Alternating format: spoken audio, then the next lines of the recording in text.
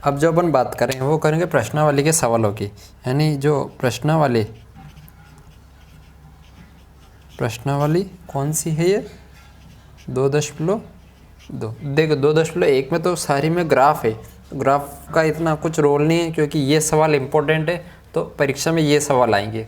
Graph आने के बहुत कम चांस है, ये सवाल आपको मिल जाएंगे और ये सरल है ग्राफ की तुलना में, तो इनको समझते हैं आप।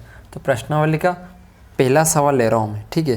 प्रश्नावली का पहला सवाल क्या है कि द्विघात बहुपदों के शून्य ज्ञात करना है पहले अपने को, यानी शून्य यानी अपने को पहले क्या ज्ञात करना है, अल्फ़ा बीटा के मान ज्ञात करने, ठीक है। उसके बाद में शून्य को तथा गुणांकों के बीच में संबंध की सत्यता की जांच करनी, यानी पहले अपने को अल्फ़ा और बीटा के मान निकालने, उसके बाद में अपने को अल्फ़ा प्लस बीटा को माइनस बी बटा ए के बराबर सिद्ध करना है, और अल्फ़ा गुणित बीटा को अल्फ़ा गुणित बीटा को किसके बराबर सिद्ध करना है, सी बटे ए के। अगर ये दोनों आपस में बराबर आते हैं, ये दोनों और ये दोनों आपस में बराबर आते हैं, उसी तरह से ये दोनों आपस में बराबर आते हैं, तो अपने जो उत्तर जो निकलेगा उसकी क्या हो जाएगी, जांच हो जाएगी, ठीक है। तो पहला सवाल है x² माइनस 2x माइनस 8। देखो इसमें एक बहुत खतरनाक चीज़ रहेगी, वो मैं आपको समझाऊंगा, चिन्ह। इसमें चिन्हों का विशेष करके ध्यान रखना है कि चिन्ह किस जगह क्या लगेगा। तो देखो चिन्ह की अपन बात करते हैं, चिन्ह हर सवाल के हिसाब से अलग अलग रहेगा।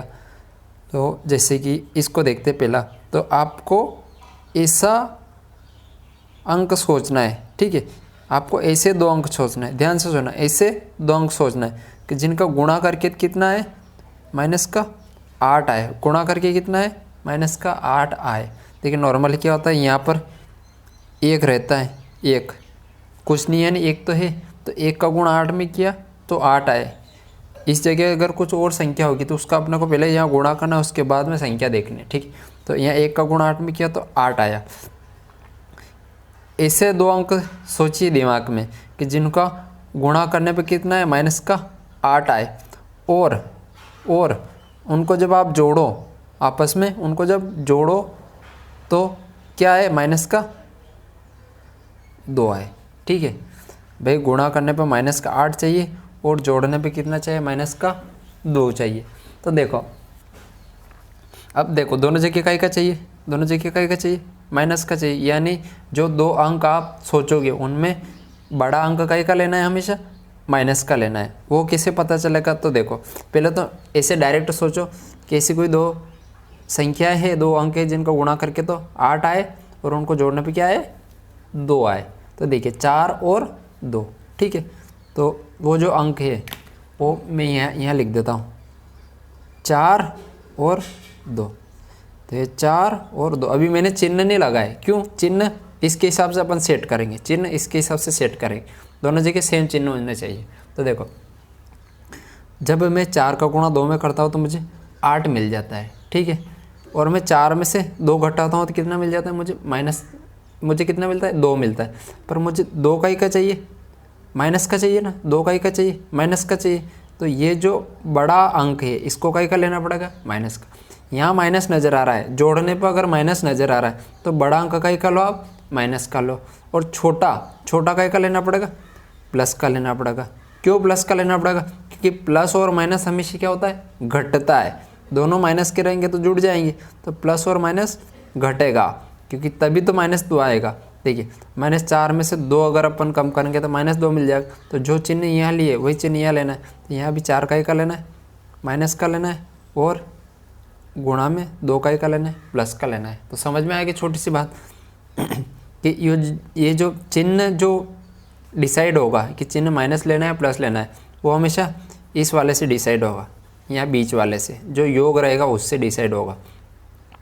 तो यहाँ पर अगर चिन्ह माइनस का है तो बड़ा अंक का ही का लेना है, माइनस का लेना है। तो 4 बड़ा था तो 4 माइनस का लिए, अगर यहाँ प्लस होता तो अपन बड़ा अंक का ही का लेते, प्लस का लेते हैं।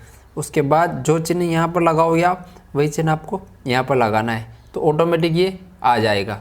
अब बस इसको कर देते अपन आगे, मैं इसको थोड़ा सा नीचे करूँगा, जगह की दिक्कत है। तो देखो ये था x² ये देखो -2x, -2x को क्या लिख सकते हैं अपन, -4 + 2, -4x + 2x लिख सकते हैं भाई। -2 को क्या लिख दिया अपन ने, -4 + 2, -4 + 2, और x तो है ही सही, x तो दोनों के साथ में। फिर यहाँ क्या आ गया माइनस, तो ये -8, 8 को भी आप चाहो तो लिख दो, वैसे तो लिखना नहीं रहेगा, मैं अब लिखूंगा नहीं, क्योंकि लिखने से क्या कॉमन लेने में दिक्कत रहेगी। फिर यहाँ तो हो गया भाई, 8 को मैंने ऐसे लिखा 8, ठीक है। अब देखो शुरू के इन दो पद में से क्या कॉमन आ रहा है, इन दोनों पदों में से क्या कॉमन आ रहा है, देखिए यहाँ पर एक से है तो यहाँ पर भी एक से नज़र आ रहा है, तो मैंने क्या कर दिया, एक्स को कर दिया बाहर, एक्स कर दिया मैंने बाहर, ठीक है। यहाँ से एक्स गया बाहर, तो यहाँ से क्या बचेगा, एक्स बचेगा। फिर चिन्ह गए का माइनस का, एक्स तो गया बाहर, तो यहाँ से क्या बचा, -4, ठीक है। यहाँ तक समझ में आया। अब इन दोनों पदों में से कॉमन लेना, शुरू के दो पदों में से कॉमन लिया, अब आखिरी के दो पदों में से कॉमन लेना है। तो ये चिन्ह का था प्लस का, तो मैं ये चिन्ह ले रहा हूँ प्लस का, ठीक है। अब देखो यहाँ और यहाँ क्या कॉमन है, एक्स तो यहाँ है नहीं, यहाँ है पर यहाँ नहीं है। अब देखो 2 यहाँ पर है और 8 के अंदर भी तो 2 होता है, कैसे होता है, तो देखो 8 के अंदर 2 होता है, 4 दूना 8 किया था अपन, होता है कि नहीं होता है, 4 दूना 8 किया था, तो 8 के अंदर क्या होता है, 2 होता है ना। तो मैं क्या कर रहा हूँ, यहाँ से और यहाँ से क्या कॉमन ले रहा हूँ, 2 कॉमन ले रहा हूँ। तो यहाँ से 2 तो गया बाहर, ये 2 तो गया बाहर, तो यहाँ से क्या बचा, x बचा, और चिन्ह का है माइनस का 8, ये 8 था -8, इसमें से अपन 2 बाहर कर दिया तो अंदर क्या बचा -4, तो ये -4 बच गया। तो देखो दोनों कोष्टक में फिर सेम चीज़ बच गई, दोनों कोष्टक में सेम चीज़ बच गई। इन चीज़ों को लेकर के बहुत ज़्यादा कन्फ्यूजन रहती है, खासकर इन चिन्हों को लेकर के, यहाँ गलती कर देते हैं, लगभग हर एक बच्चे यहाँ गलती कर जाता है। तो बस ये चिन्हों को ध्यान से समझना। बराबर x -4 दोनों जगह से कॉमन ले लिया, तो यहाँ से क्या बचा, x, यहाँ से प्लस, यहाँ से 2x + 2 बचा। तो देखिए ये x -4 और x + 2 यहाँ तो हो गया। तो ये जो निकल के आए, ये अपने क्या निकल के आए, मूल या शून्य निकल के आए। अब शून्यकों का मान तो निकालना पड़ेगा, तो एक बार x -4 = 0 मानो, और एक बार x + 2 = 0 मान लो। क्यों मानना है 0, इसे समीकरण में बराबर में 0 लिखना रहता है, किताब में शायद नहीं लिख रखा है, किताब में लिख नहीं रखा है, ताकि इन सवालों में लिखना रहता है, तभी पता चलेगा कि x के मान कैसे निकले।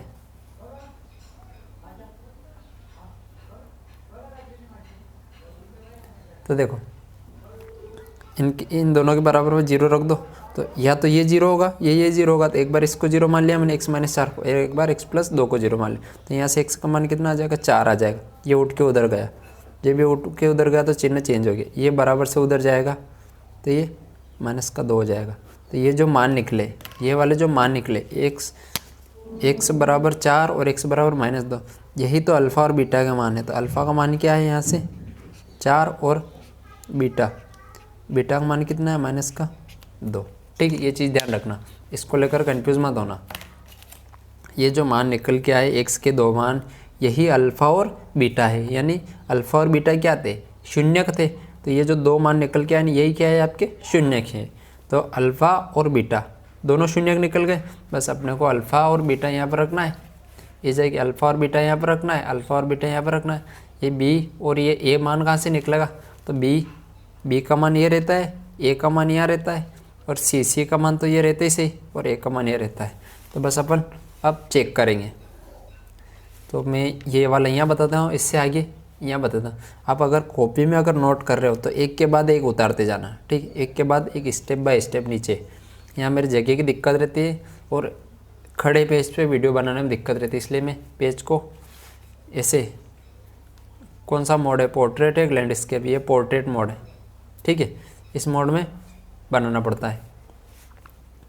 तो देखो अल्फ़ा + बीटा लिखना है, मूलों का योग, मूलों का योग क्या होता है, मूलों का अल्फ़ा + बीटा बराबर -b/, ये माइनस सूत्र का है, b का मान सवाल से आएगा, a का मान सवाल से आएगा। तो बस अल्फ़ा कितना है आपने 4, तो अल्फ़ा की जगह रखो 4 और प्लस है तो ये प्लस, बीटा कितना है माइनस का 2 तो माइनस का 2, माइनस प्लस और माइनस एक साथ में आ रहा है, बीच में कोष्टक लगा लो बराबर, ये माइनस तो सूत्र का है, ये माइनस तो सूत्र का है। अब b का मान कितना है तो देखो यहाँ से b का मान कितना है, कुछ नज़र आ रहा है b का मान कितना है,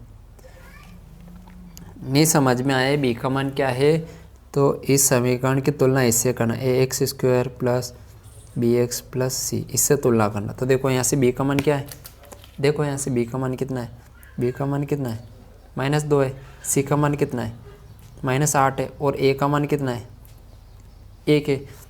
a मतलब जो x स्क्वायर के गुणा में है वो a है, जो x के गुणा में है वो b है, और जो अचर है जो किसी के गुणा में नहीं है वो c है, जो यहाँ 8 था। तो चिन्ह समेत मान लेना है, चिन्ह सहित मान लेना है। तो बस अपन मान रखते हैं।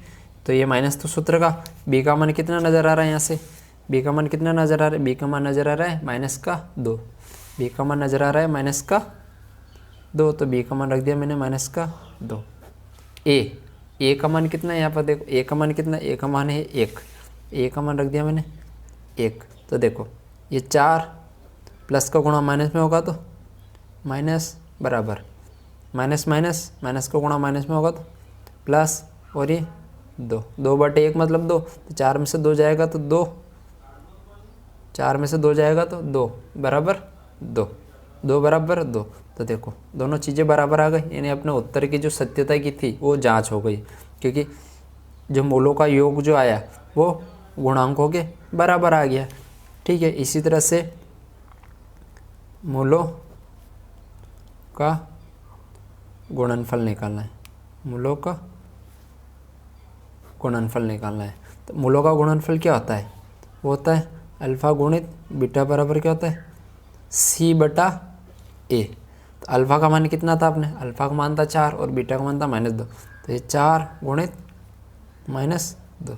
c का मान कितना है, c का मान तो यहाँ से आएगा, c का मान कितना -8 है, तो c का मान रख दिया -8, और a का मान तो ये जो यहाँ था a का मान वही यहाँ रहेगा, तो a का मान तो 1 है इसे, जो सवाल में यहाँ था a का मान, ये a का मान।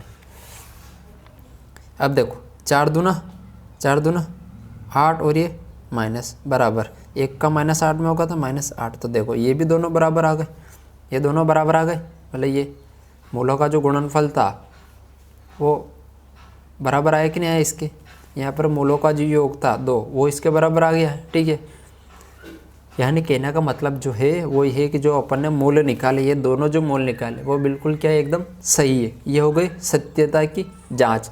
यहाँ तक करोगे तो आपको पूरे नंबर मिलेंगे। ये 4 नंबर में आते हैं सवाल, कितने नंबर में, 4 नंबर का सवाल आता ही आता है।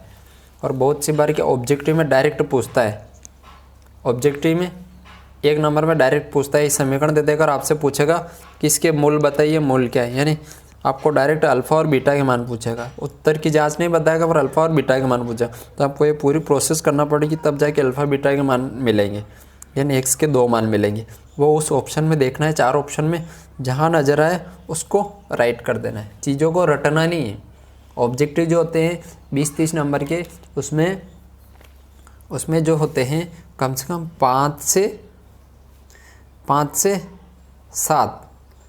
7 ऑब्जेक्टिव ऐसे होते हैं, 5 से 7 ऑब्जेक्टिव ऐसे होते हैं जो कि कहीं न कहीं सवाल के जैसे ही होते हैं। उनको हल करके आप आसानी से उनके उत्तर निकाल सकते हो, उनको रटने की ज़रूरत नहीं है। और कुछ ऐसे ऑब्जेक्टिव होते हैं जैसे परिभाषा है, कुछ ऐसे ऑब्जेक्टिव रहते हैं जो कि आपको याद ही करना पड़ेंगे या उनको समझना पड़ेगा। तो जो 5-7 ऑब्जेक्टिव रहते हैं जो सवाल के रूप में रहते हैं, उनको आप कोशिश करिए कि वो तो आप गलत करो ही नहीं, वो रटने की कोशिश करना ही नहीं है। रटने की कोशिश करोगे तो कितने रट लोगे, थोड़ी सी भी संख्या चेंज कर दी यहाँ की यहाँ, तो जो रटा हुआ था वो तो गलत हो जाएगा। तो चीज़ों को समझना है, समझने पर ज़्यादा जोर देना है, न कि रटने पर। ठीक है, अभी के लिए इतना ही। इसका जो अगला जो सवाल है, क्योंकि ये प्रश्नावली थोड़ी सी बड़ी है तो इसके कम से भी कम मुझे 2-3 वीडियो बनाने पड़ेंगे, तब जा कर के मैटर पूरा ख़त्म होगा। तो ये पहला सवाल था, मैंने ये पहले ही सवाल में सब कुछ डिटेल में बता दिया। अब जो आगे सवाल बताऊंगा मैं, वो मैं थोड़ा स्पीड से बताऊंगा। बस मैं ये चीज़ आपको बार बार बताता रहूँगा कि चिन्ह कैसे क्या लेना है, क्योंकि यहाँ अगर गलती हो गई, यहाँ अगर गलती हो गई तो ये जो मान निकल के आएंगे ये मान गलत हो जाएंगे। जब ये मान गलत होंगे तो उसकी वजह से ये जो उत्तर की सत्यता की होगी जाँच, ये आपकी गलत हो जाएगी। कि हो सकता है कि अगर यहाँ चिन्ह माइनस प्लस की भी मिस्टेक कर दी तो ये दोनों बराबर ही नहीं आएंगे। जब ये दोनों बराबर आएंगे ही नहीं तो आपकी जो उत्तर की जो जांच करें वो क्या हो जाएगी, गलत। तो आपके नंबर कटने के पूरे चांस हैं। तो अभी के लिए इतना ही, मिलते हैं फिर अगले वीडियो में। और अच्छा लगे तो क्या करना है, अच्छा लगे तो लाइक करो, शेयर करो और सब्सक्राइब भी कर लेना, ताकि टाइम टाइम पे आपको जब भी मैं डेली का एक वीडियो आएगा, एक या दो, तो जब भी मैं वीडियो डालूँ तो आपको नोटिफिकेशन मिल जाए, तो आप तुरंत उसको देख लो, या जब भी टाइम मिले तब देख लो। उससे होगा क्या, एक सीक्वेंस बना रहेगा। जैसे एक के बाद एक वीडियो आएंगे तो आप एक के बाद एक देखते जाओगे, तो पूरा जो चैप्टर वाइज ये पूरा सिलेबस वो आपके दिमाग में बैठ जाएगा। स्कूल में तो पढ़ाते ही सही, पर मुझे पता है स्कूल में की क्या हालत रहती है, डिस्टर्बेंस इतना रहता है, आवाज़ इतनी आती है कि आपको आधी चीज़ें समझ में नहीं आती है। बस बोर्ड पर नज़र आता है और पीछे से आवाज़ ज़्यादा आती है, टीचर की आवाज़ कम आती है। तो इसलिए आप यहाँ से पढ़ो, तो भी आप कॉपी में चाहो तो नोट करते जाना। मैं तो चाहता हूँ कि आप नोट करो, टाइम लगेगा आपको, लेकिन इससे फ़ायदा आपको ज़्यादा होगा। अभी भी ज़्यादा फ़ायदा होगा, आगे कोई भी एग्ज़ाम देने जाओगे कंपटीशन के, तो वहाँ पर भी ये चीज़ें काम आएगी। ठीक है।